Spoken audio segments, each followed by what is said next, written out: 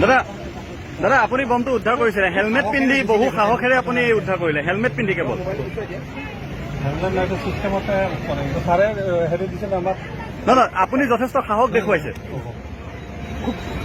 ধৰি লাগিছিল একো ভয় নাই এইবিলাক কিয় ৰাইজৰ কাৰণে কাম কৰিব লাগিব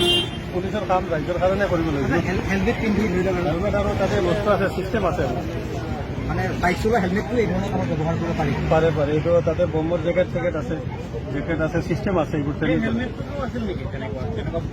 মানে বম বিস্ফোৰক হ'লেও যাতে কোনো ধৰণৰ ছাৰে বস্তুটো প্ৰেছ মিট দিয়াৰ পিছত আমি মাতিব নোৱাৰোঁ কি পালে সেইটোকে এবাৰ এইটো ছাৰে কৈছেতো নাই আমি ক'ব নোৱাৰোঁ ছাৰে আমাক